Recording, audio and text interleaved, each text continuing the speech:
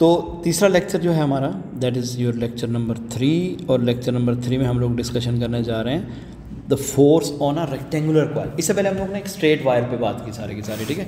तो rectangular coil placed in a magnetic field, placed in a magnetic field. तो अगर हम लोग ये देखें कि if we have a rectangular coil like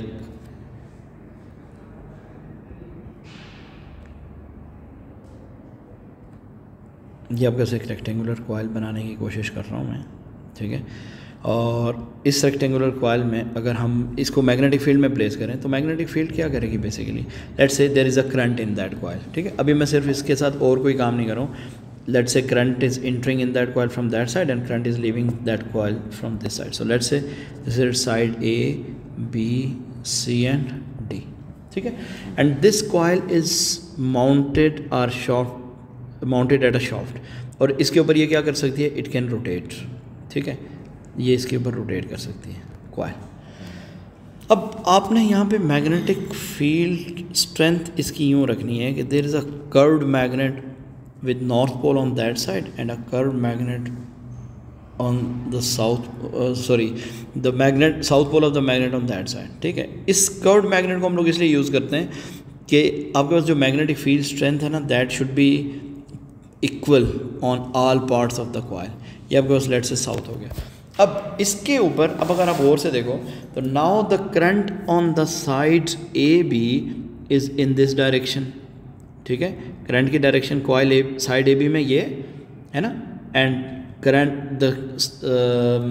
current on side B C is this. तो ये बेसिकली मैं शो कर देता हूँ, दिस इज़ योर करंट, ठीक हो गया।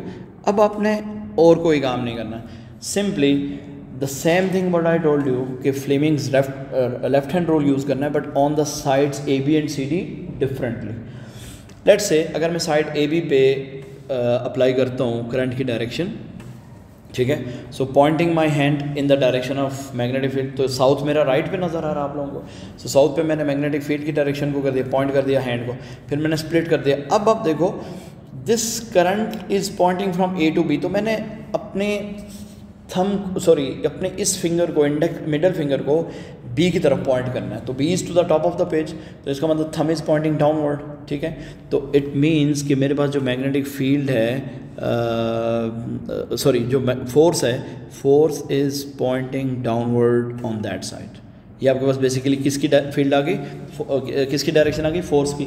Force on side A B. Now on the same side C D आप देखो magnetic field is in this direction, ठीक है। और मैंने स्प्लिट किया हाथ को, ऑटोमेटिकली आप देखो this finger is pointing towards point D, और जब ये पॉइंट डी की तरफ मुड़ रही है keeping all those at 90 degree, तो मेरे पास थम इज़ अपवर्ड, आप देख रहे हो थम इज़ अपवर्ड। तो इसका मतलब ये हुआ कि मेरी जो फोर्स होगी that will be pointing upward, force will be pointing upward. ये आपके पास फोर्स है इस कंडक्टर के ऊपर, ठीक है। अब जब इस कंडक्टर के ऊपर फोर्स हम लोगों ने इन डायरेक्शंस में लगा दी तो it means this force will cause a turning effect. What will happen, this force will cause a turning effect. ये देखो आपके पास ये जो फोर्स है ना that force is basically in between these two points. तो this would try to rotate the coil in anti clockwise as well as this one. तो दोनों मिलकर ये बेसिकली बिहेव कर रहे हैं कि the coil will be rotating in anti clockwise. तो इस तरीके से नाउ दिस कॉइल और this rectangle is suppose to be rotated, ठीक है। तो आप यहाँ से ये कह सकते हो, ये डिपिक्ट कर सकते हो कि फॉर अ रेक्टेंगुलर कॉइल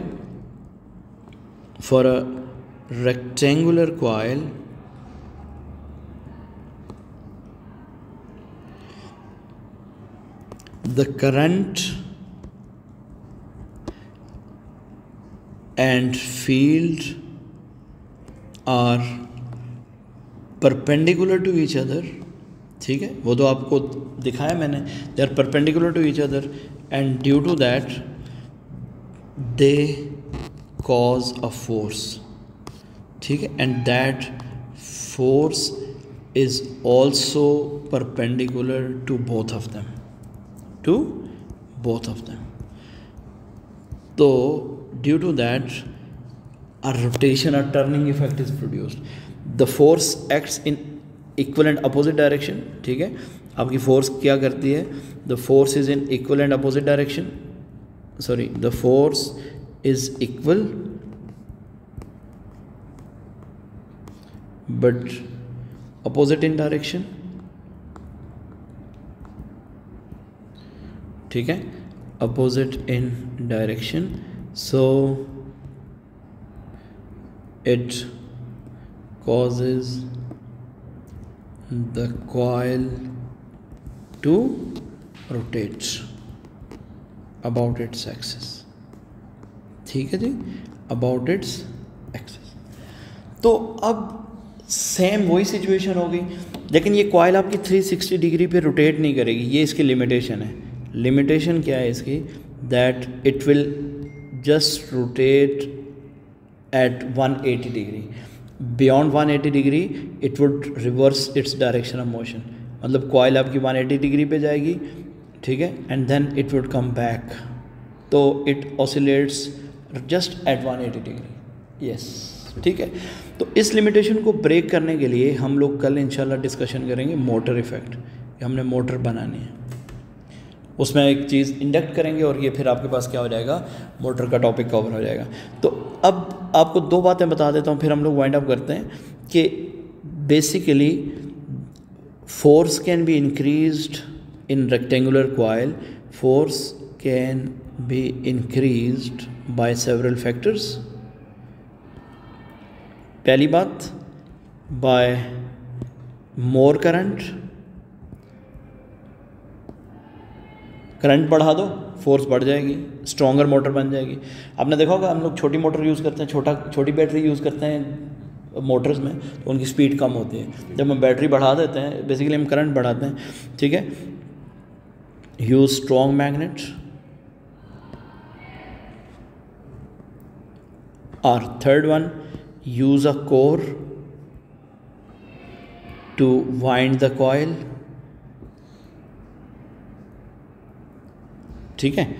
और the fourth one is increase number of turns.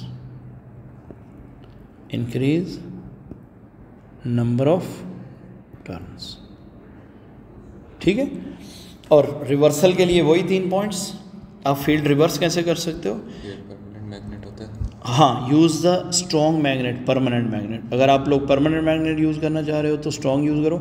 वैसे हम फील्ड कॉइल्स भी यूज़ करते हैं, मोटर और जनरेटर में पढ़ाऊंगा जब, तो फील्ड कॉइल्स भी हम लोग यूज़ करते हैं. ठीक हो गया, यहाँ तक बात क्लियर होगी. इसको रिवर्स कैसे किया जा सकता है? Reverser of direction of motion is,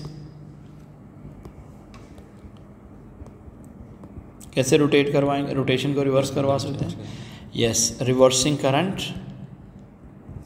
और करंट को कैसे रिवर्स करोगे? Yes, very good. Reversing terminals of the battery.